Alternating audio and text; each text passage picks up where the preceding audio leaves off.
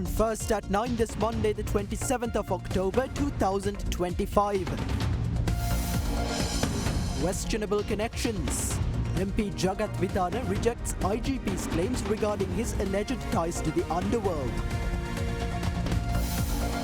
Opposition rally. Joint opposition coalition Mahajana Handa to launch a rally against the government's undemocratic actions and unfulfilled promises. Main opposition Samagi Jana Balawegaya refuses to join the march. Debt restructuring. Sri Lanka and Australia signed bilateral debt restructuring agreements. Boosting tourism. Asian Development Bank approves $100 million financing package to boost Sri Lanka's tourism industry. Kalin baby soap rupial 90කට. Kalin baby podi හැමෝටමයි. Homelands Expo 2025 Property Investment Forum and Exhibition. Join us on 11th October, Hilton, Colombo, from 10 a.m. to 6 p.m. Call 0710 111 444. From Derana, this is Derana First at 9. Live from Studio 24 in Colombo. Good evening, you're joining First at 9, brought to you by Sri Lanka's most trusted news source, the Derana News Channel. I'm Tarindu Mahendra, joining you live with the latest in Sri Lanka and around the world. We begin with your top story this evening. Police investigations revealed that Weligama Pradeshiya Sabha chairman Lasantha Wickramasekara was murdered under a contract valued at approximately 1.5 million rupees. Upon the arrest of the alleged shooter, it was further uncovered that the murder had been commissioned by an underworld figure known as Dubai Lokka. The Police Financial Crimes Investigation Division is currently interrogating 7 suspects, including the gunman, over the murder and their links to overseas criminal networks. Of the Weligama Pradeshiya Sabha, Lasantha Wickramasekara was fatally shot last Wednesday at his office. The police launched an extensive investigation to apprehend the fleeing suspects, utilizing CCTV footage to trace their movements. Acting on intelligence, Criminal Investigation Department officers tracked the suspects to an abandoned residence within the Kakirawa 50 housing scheme, where they launched a raid earlier yesterday. The operation led to the apprehension of 2 suspects, but the suspected shooter managed to escape. Investigators immediately intensified efforts to locate the fugitive, utilizing CCTV analytics and AI-assisted facial recognition to anticipate possible disguises. The resulting images were circulated among intelligence and police divisions across the island. Investigations later revealed that the fugitive had travelled by bus from Kakirawa to Colombo, eventually taking refuge in a residence at the Sahaspura housing complex in Boralla. There he had altered his appearance before moving on to Nugegoda. From Nugegoda, he had proceeded towards Kottawa in a 3-wheeler, stopping at a mobile phone shop near the Maharagama Botri Junction. During this stop, he had received a call from Dubai, allegedly instructing him to dispose of his mobile phone immediately. Meanwhile, police had expanded their search to cover the entire western province, alerting officers, bus drivers and the public in Maharagama, Nugegoda, Kottawa and Aturugiriya. As the suspect emerged from the phone shop, he was spotted by an intelligence officer who recognized him and promptly relayed his location to a WhatsApp coordination group created for the operation. With technical support from the CID, the suspect's exact location was verified. As he attempted to flee once again, Special Task Force and intelligence officers swiftly converged on the area and successfully apprehended him.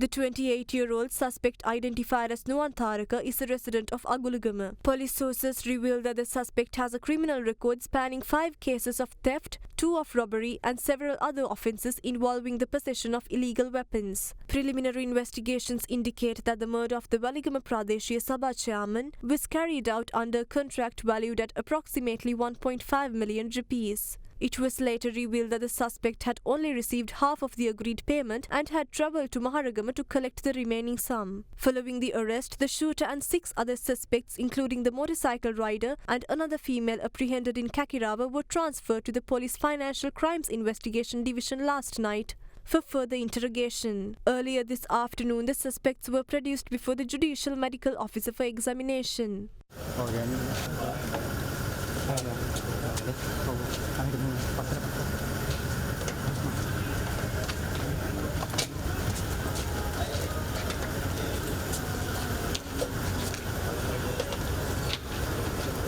Police spokesperson, Assistant Superintendent of Police F.U. Wutler, disclosed that the suspects would be further interrogated under detention orders after being produced before court. යාඩියා T5 ස්කූටරයක් සමග අඟල් 32 LED TV එකක් නොමිලේ. The World Education Fair 2025's entrance free. Register now. Samagi Janabalawege MP Jagat Vitana vehemently rejects Inspector General of Police Priyantha Veerasuriya's assertion that he has ties with the underworld. The MP made these remarks during a press conference in Colombo today. IGP Priyantha Veerasuriya was recently questioned by journalists regarding the provision of police security to Samagi Janabalawege MP Jagat Vitana. We have provided protection temporarily. He is receiving threats due to his associations with individuals connected to organized crime. We are conducting a transparent investigation into this matter. However, it must be clearly stated that these threats are not politically motivated. Investigations have revealed that the threats stem from his association with smugglers and individuals involved in fraudulent activities.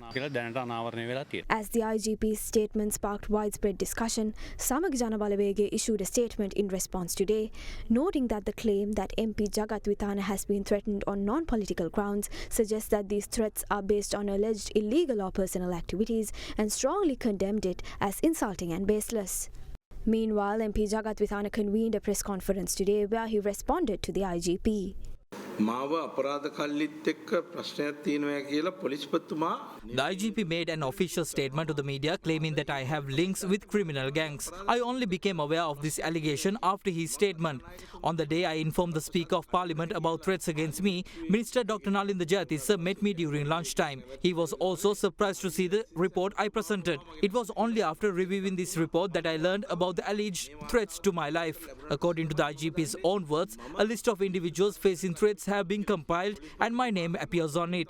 However, under the section for accusations, there are none listed against me. Yet the IGP stated yesterday that my security is only temporary and therefore he could withdraw it at any time.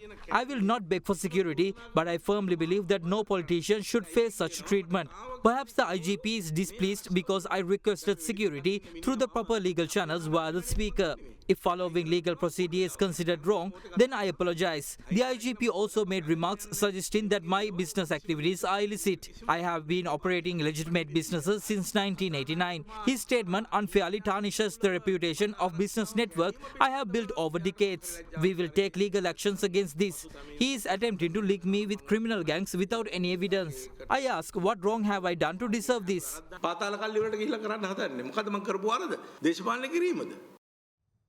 Meanwhile, several other political figures also commented on the IGP's statement regarding MP Jagat Vitana. We strongly condemn the IGP's statement regarding MP Jagat Vitana. He can't make such a statement. He is an official. There's no issue in reporting whatever needs to be reported to court. As an official, he cannot make presumption statements that the MP is receiving threats due to his affiliations. Based on information revealed recently, we can clearly see that certain politicians have been affiliated with certain organized criminal groups. When organized criminals are being apprehended, their affiliations with certain individuals are also being revealed. If somebody is pointing fingers at the government when their connections are being revealed, that is wrong. We urge the government and the IGP not to politicize the police department. Do politicize matters based on the government's whims. We remind that it is the government's responsibility to ensure the safety of public representatives. The government is implementing all the possible measures to ensure the safety of all public representatives regardless of their party affiliations. As a government that is accountable to the public, it is our responsibility to treat all public representatives with the same respect. The most notorious thugs are in the JVP. Individuals who attack armed camps in Kalutara and were later caught with the weapons are now being protected by the police and the security forces. Individuals who maintain notorious underworld criminal groups and looted billions from state banks and gold are also among them. We have evidence to support these claims. The new joint opposition coalition Mahajana Hada announced today that it will hold a rally in Nugegoda on November 21st in protest of the government's undemocratic actions and its failure to fulfill its promises to citizens. However, SJB parliamentarian SM Marikar confirmed that the Samaga Jana Balavegaya will not join the rally. Even though we plan to let this government rule for 5 years, those who voted for it themselves are now saying that it must be ousted. Previously, the opposition always conducted strikes and engaged in sabotage. However, looking back after a year, we can see that this government has failed to fulfill its promises to the citizens.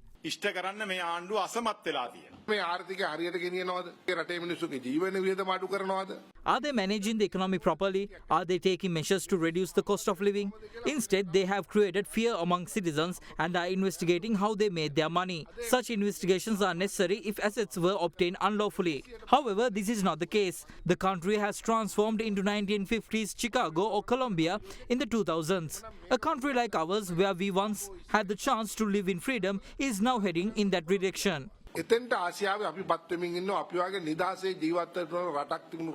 රටක නීති ආධිපත්‍ය සුරකින්න තියෙන ප්‍රධාන ආයතන සියල්ල. The institutions responsible for upholding the rule of law have become heavily politicized and are now working to eliminate their opponents. Under circumstances like these, all opposition parties can come together for a common goal. අපි මේ සියලු පක්ෂ පොදු අරමුණක් වෙනුවෙන් අපිට එකතු වෙන්න පුළුවන්. වගකීම් යුතු විපක්ෂයක් විදියට අපි කල්පනා කරා. As a responsible opposition, we aim to protect the people's right to life and to safeguard democracy. Setting aside differences in political ideology, we are urging the government to ensure the citizens' right to life. ජනතාවට ලබා දෙන්න කියලා ආණ්ඩුවට බල කරන්න. අවුරුද්දක් ඇතුළත කරපු කිසිම දෙයක් නැහැ. හැබැයි අර Nothing has been done in a year, yet they continue to spread lies as they always have. Regardless of party affiliations, we have joined together to find solutions for these issues. On November 21st, a public rally will be held in Nugegoda and we invite everyone to attend. හැම කෙනෙකුටම සහභාගී වෙන්නේ කියලා ආරාධනා කරමින් එයා ඉදිරියේ සම්බන්ධ වෙනවා.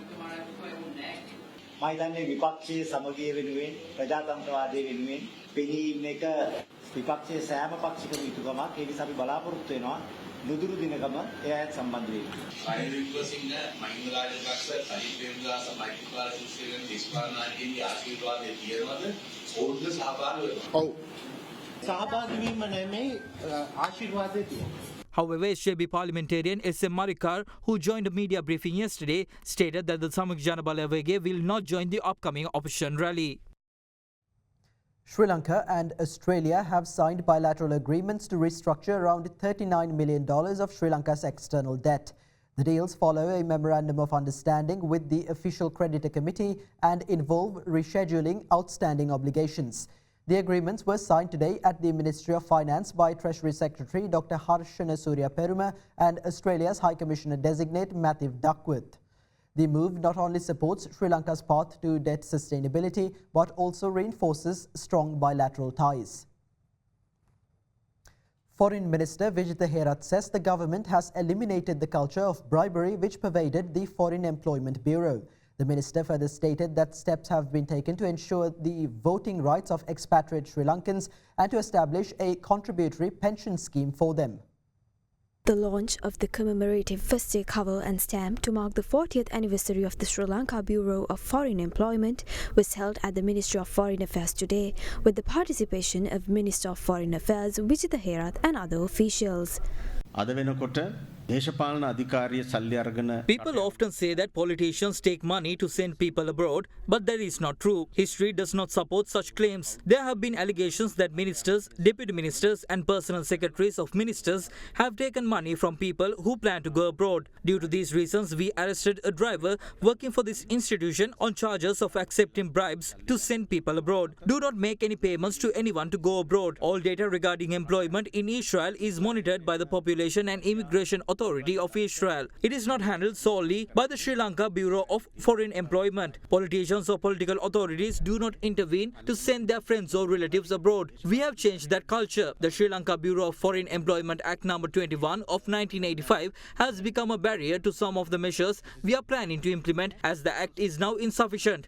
To address this, we are planning to introduce a new act that will include several amendments. A special committee has been established by the Ministry of Public Administration to establish the required legal framework to provide facilities for expatriate Sri Lankans to vote in elections. We are also in the process of preparing the necessary legal drafts for a contributory pension scheme. නෛතික සම්පාදනයන් සිදු කරමින් තියෙනවා. Fewer Sri Lankans are heading overseas for jobs this year as improving economic conditions at home and rising wages ease the flow of migrant labour. According to official figures, 25,800 Sri Lankans left for foreign employment in January 2025, slightly up from a year earlier. But by February and March, departures had fallen to around 22,000 per month, marking a steady slowdown. By June 2025, total departures stood at 143,000, about 5% lower than in the same period last year. Analysts say Sri Lanka's economic stabilisation is the main reason for the lower rate of departure for foreign jobs. Meanwhile, workers' remittances recorded healthy levels in recent months and were at elevated levels compared to the previous year, amounting to around $3.7 billion in the first half of 2025. Opposition leader Sajith Premadasa accuses the government of failing to create people-centric economic growth. Addressing a gathering in Ratnapura today, the opposition leader stated that the benefits of economic growth said to have been achieved by the country are not being passed on to the grassroots of society. Another iteration of opposition leader Sajith Premadasa's mobile service initiative and a Samagi Jana Balawege promotional event was held today in the Uduwala division of the Rakwana electorate in Ratnapura.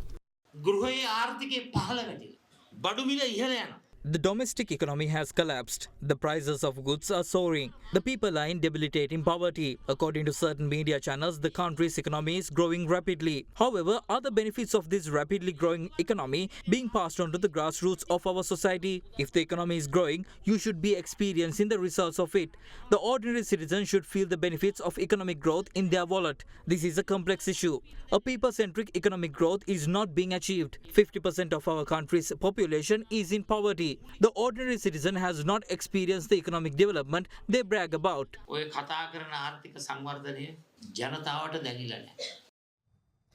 SOFIN 2025 International Conference centered on global health and workforce development officially commenced today in Colombo. The event was chaired by Secretary to the Minister of Health and Mass Media, Dr. Anil Jasinghe. The SOFIN 2025 International Conference addressing global health challenges and workforce development commenced today in Colombo. The event was chaired by Secretary to the Ministry of Health and Mass Media, Dr. Anil Jalsinghe. Sarva Janabalaya leader MP Didit Jayavira was in attendance as a special guest. Today, as we face the complexities of aging populations, climate change, emerging infections, non-communicable diseases, and widening inequalities, we are reminded that the technical knowledge alone is not enough. What we truly need is empathy in policy, equity in practice, empowering lay communities, and courage in innovation. If you look at the rest of the world, I think we are the greatest example to the world, Dr. Anil Jasinghe, where we have put health and media together to one ministry. And it makes perfect sense. Why? Putting media and healthcare together, we can set an example to the world by communicating effectively to the people what they should be consuming and how they should consume, what they should do and what they should not do. Of course, against the voice which would come from all these big brands in the FMCG and especially in the food and beverage sector. Sri Lanka being a country which boasts about almost a 2,500-year-old civilization, we have had our own way of managing healthcare in this country over the years. So today, more than 60-70% of our money would be spent on non-communicable diseases than the rest of the challenges. Why would these arise is because of the fact that our consumption patterns have changed over the years, and as a result, our personal health care is being challenged. Do what you do, let the world look up to you. Shoot what you see, be who you wanna be. Search with a smile, create your own style. Gemini live, make moments come alive. Be anywhere, rock anytime. With awesome AI by your side. Be anywhere, rock anytime. Be brilliant, be always intelligent. Download fast, stream it all night. One tap, move, everything feel right. smarter with Gemini, let the magic flow. Introducing Samsung Galaxy A17 5G. The power to be always intelligent.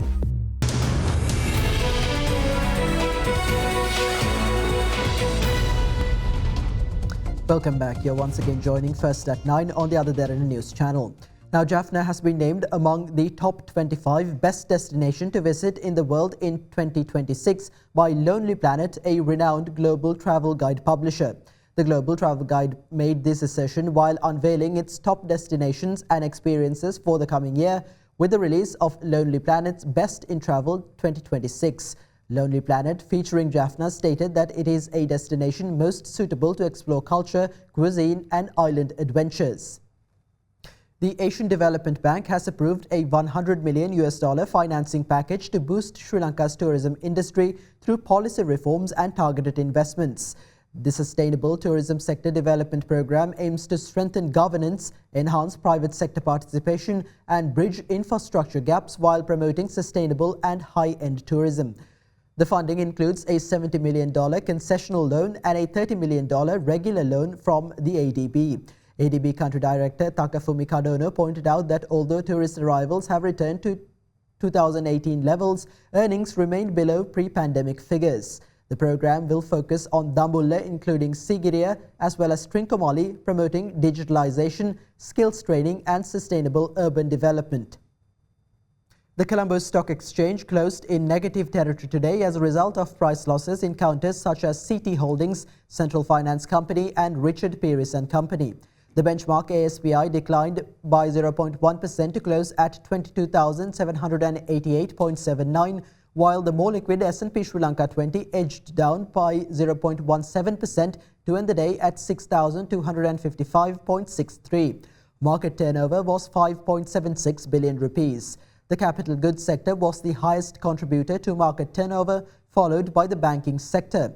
Furthermore, foreigners closed as net buyers, purchasing shares worth 299 million rupees. Analyst at Capital Alliance, Dinel Samaratunga, joins us now with a few thoughts to round off our Markets in View segment for the week.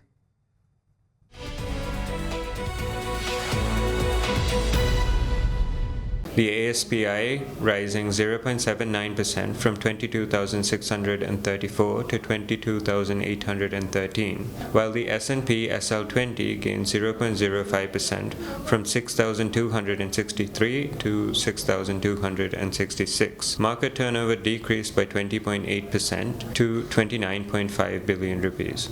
Additionally, the government raised 39.6 billion rupees at last week's Treasury bill auction, with the 3, 6 and 12-month yields remaining unchanged.